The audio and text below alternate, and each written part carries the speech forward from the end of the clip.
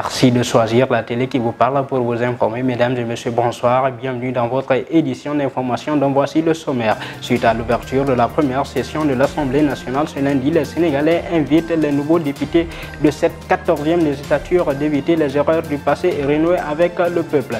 Et puis J-3 avant le début du Grand Magal de Touba, la question des accidents routiers, un véritable casse-tête pour les fidèles qui voudront s'y rendre. Pour terminer, les populations d'Almadies 2 sont encore entre inaction des élus et défaut de solidarité sur la question des inondations en Rufisque. L'actualité internationale et la page sportive mettront fin à cette édition. Le développement tout de suite. Bonsoir mesdames et messieurs. Pour la 14e législature, la séance d'ouverture devrait être présidée par le doyen d'âge présent parmi les nouveaux députés. Ce statut revient à Maître Abdoulaye Wade, âgé de 96 ans.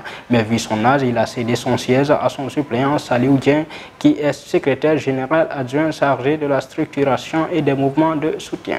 Justement, suite à la rentrée parlementaire de ce lundi, les citoyens se sont aussi prononcés sur les attentes qu'ils espèrent de la nouvelle Assemblée nationale.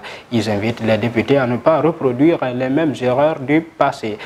Nous les suivons dans ce micro-trottoir réalisé par Pendagay Matadiara. Par rapport au profil, logiquement, on attend qu'il sorte de l'opposition, parce qu'aujourd'hui, on sait tous que la plus grande majorité des députés à l'Assemblée nationale sont de l'opposition, d'accord? Même s'il y a eu entre-temps quelques changements de camp inattendus, mais c'était aussi des situations à prévoir.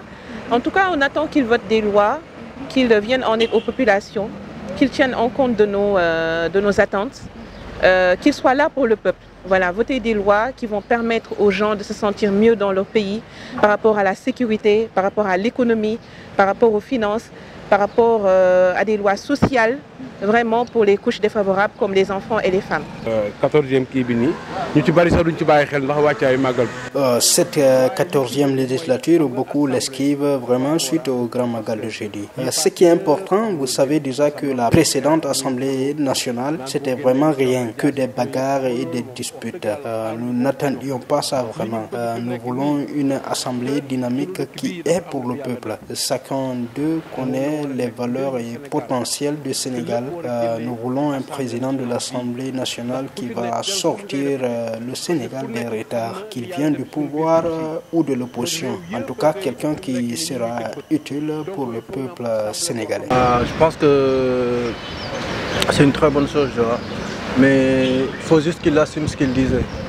Genre, il disait qu'ils allaient changer les choses et tout, et j'espère qu'ils vont vraiment assumer le bail et essayer de changer les choses, parce que c'est grave dommage de juste suivre le chef de l'État. Il va vous dire voter cette loi, ils vont voter la loi. Pour moi, c'est grave dommage. Et puis voilà, j'espère juste qu'ils vont essayer de changer les choses, parce que c'est nous qui les avons élus, tu vois. C'est nous qui les avons élus, donc du coup, ils nous doivent au moins ça. Ils nous doivent au moins voter les bonnes lois et puis voilà. Et ne pas penser qu'à eux, parce que ça serait dommage de faire ça. Un violent accident s'est produit sur l'autoroute Ila Touba ce week-end. Un minibus avec à son bord une dizaine de personnes s'est renversé à hauteur de Bambé, sortie numéro 4. Le bilan se passe de commentaires. Selon Senweb, 2 personnes sont mortes et plusieurs blessés enregistrés. Et justement, comme chaque année, à l'heure du Grand Magal de Touba, les Dakarois sont nombreux à prendre la route de la ville sainte. Sauf que les accidents de circulation enregistrés sur le chemin constituent un véritable casse-tête pour les fidèles mourides. Suivant ce reportage signé Lenamba Matarchara. À 2 jours du Grand Magal de Touba, déjà 2 morts. Les chauffeurs doivent vraiment faire attention et rouler doucement. Et l'État aussi doit renforcer la sécurité. Monsieur Dieye nous donne son avis sur les comportement des chauffeurs et ce que l'État doit faire pour éviter ça. Ce que je demande aux chauffeurs, c'est de faire attention. Ce que le grand marabout a recommandé. Mais il y a des chauffeurs qui ne font pas doucement. Ils veulent faire des allers-retours en une journée pour profiter de l'événement. Et aussi, il faut augmenter les dos d'âne, c'est très important. Monsieur Anne demande à l'État de prendre des mesures sur les routes et aussi aux chauffeurs de faire doucement.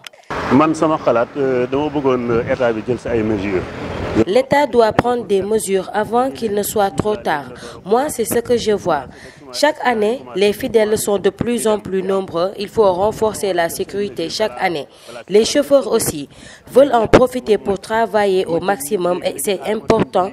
Parfois, même ils ont des voitures en mauvais état, mais ils le font réparer en un clin d'œil pour pouvoir faire des allers-retours et créer beaucoup d'accidents. L'État doit faire de son mieux pour renforcer la sécurité. Concernant ce genre d'événements, les chauffeurs aussi doivent faire doucement, savoir qu'ils transportent des êtres humains.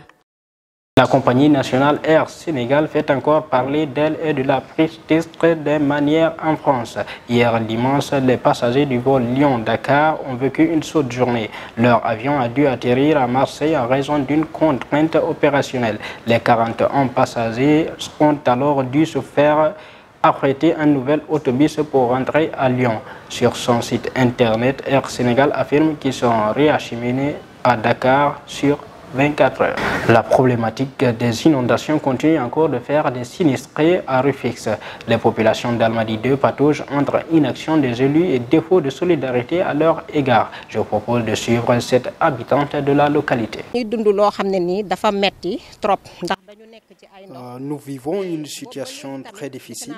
Cela fait 15 jours maintenant. Nous voyons des essences des gouvernants sur cette question. Nous avons adressé des lettres un peu partout, mais jusque-là, nous sommes totalement oubliés. Chaque jour, si on regarde le ciel et qu'on voit vraiment qu'il menace encore de pleuvoir, ça nous inquiète parce que le niveau d'eau augmente du jour au lendemain. Nous n'allons nulle part. Nous serons assis, attendons vraiment l'aide du Tout-Puissant, mais aussi les autorités. On ne peut pas sortir sinon on risque beaucoup avec les fosses septiques. Vous voyez, ces femmes, personne ne va au marché. Nous avons tous consommé dans tout ce qui est dans les maisons. Si jamais vous avez un malade et que vous devez l'évacuer, comment faire? Si on dit plan hors sec, ça devrait être vraiment urgent. Ils doivent venir auprès de nous. Présent place à l'actualité internationale au Tchad, le procureur de la République a suspendu la convocation de l'opposant Succès Masra qui devrait avoir lieu ce lundi à raison d'une grève de magistrats. La hausse des prix du riz en Afrique est envisageable à cause des inondations au Pakistan qui ont impacté une partie des terres agricoles. En Allemagne, le pays est confronté à une crise énergétique si l'on en croit sur les pronostics de l'Institut IFO. Les détails d'Ousmane Niang. L'actualité internationale que nous démarrons au Tchad, le procureur de la République a annoncé hier soir la suspension de la convocation de l'opposant Succès Masra, président du parti d'opposition Les Transformateurs. Pour rappel, il avait été convoqué par la justice après des rassemblements de ses partisans violemment réprimés par les forces de l'ordre. L'opposant devait s'expliquer devant le tribunal ce lundi avant la suspension de sa convocation.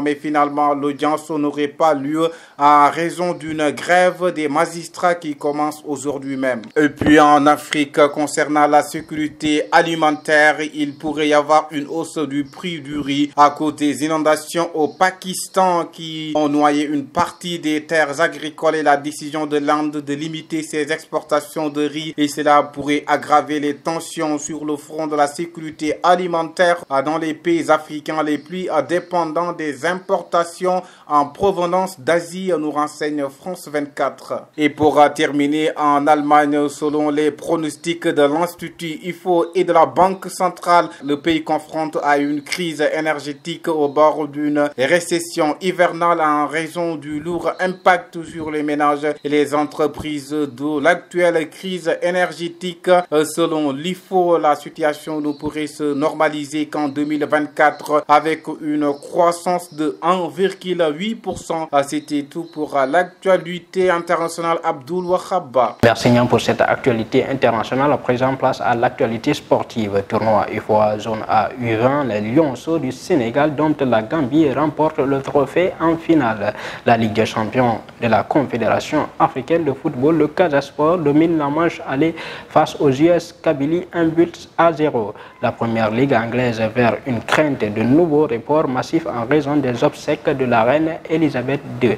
Les détails de Pendagé. La page sportive que nous démarrons avec l'équipe nationale U20 du Sénégal a remporté dimanche soir le tournoi UFOA Zone A après sa courte victoire sur la Gambie 1-0. En se qualifiant en finale, les Lionceaux avaient d'or et déjà décroché leur ticket pour la prochaine CAN U20. La sélection dirigée par Malik Daf a battu la Gambie grâce à un but inscrit par son capitaine Samba Dia. Et puis pour cette première marche du premier tour des préliminaires de la Ligue des champions de la CAF, le Casa Sport est venu à bout des Algériens de Kabylie grâce à un coup de génie de Yaya Sané. Cette courte victoire à domicile au stade Lat Dior de Thiès ce dimanche va permettre aux joueurs de Demba Ndiaye d'entamer le match retour avec beaucoup de sérénité. Pour terminer, les obsèques de la reine d'Angleterre Elisabeth II programmées lundi 19 septembre pourraient chambouler le calendrier de la Première Ligue le week-end prochain. Les clubs anglais ont une rencontre avec la police ce lundi en prévision des impacts prévus par la forte mobilisation des forces de l'ordre pour encadrer l'hommage mondial à Sa Majesté. C'était tout pour la page sportive Abdoul Wahab. Merci Pendagay pour cette actualité sportive. À présent, c'est la fin de cette édition d'information. Merci de l'avoir suivi. Restez en compagnie des programmes de la Time for Africa, les meilleurs.